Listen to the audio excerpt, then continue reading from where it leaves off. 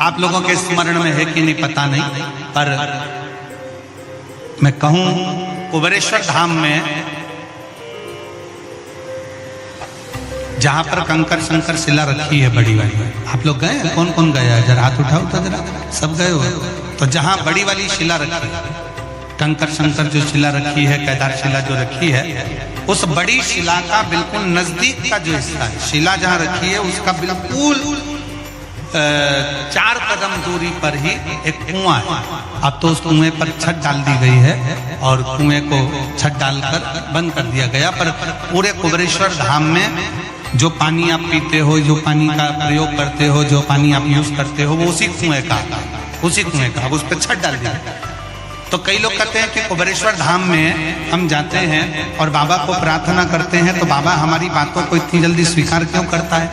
काशी में हम जाते हैं तो काशी में बाबा हमारी बातों को क्यों स्वीकार करता है? उज्जैनी जाते हैं तो उज्जैनी में क्यों स्वीकार करता है? मल्लिकार्जुन जाते हैं तो मल्लिकार्जुन में क्यों स्वीकार करता है?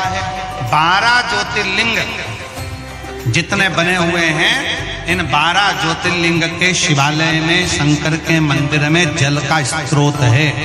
जैसे विश्वनाथ जी के मंदिर में, काशी में ज्ञानवापी है, जैसे उज्जैनी के अंदर महाकाल मंदिर में ही सरोवर है, जैसे मल्लिकार्जुन में जब दर्शन करने जाते हो तो पास में एक कुआं है, उसी तरह प्रत्येक शिवालय में भीमाशंकर चले जाओ, त्र्यंबकेश्वर चले जाओ, तुम्हारी मर्जी पड़े, जिस ज्योतिर्लिंग में जाओगे, आप केदारनाथ जाओगे तो ओम कुंड है, ऐसे जितने जितने ज्योतिर्लिंग का दर्शन करोगे, प्रत्येक ज्योतिर्लिंग के नजदीक में, ज्योतिर्लिंग के अंतर्गत, ज्योतिर्लिंग मंदिर के अंदर एक ना एक शिवालय के पास में जलाशय रहता है।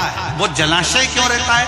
उस जलाशय के अनुकूल जब हम अपने मन की कामना करते हैं, वहां बैठकर आराधना करते हैं, तो भगवान शंकर पर उस जलाशय का जो पानी शिव पर चढ़ता है, तो हमारे मन की तरंगे शंकर स्वीकार कर हमारी झोलियां भर देते हैं।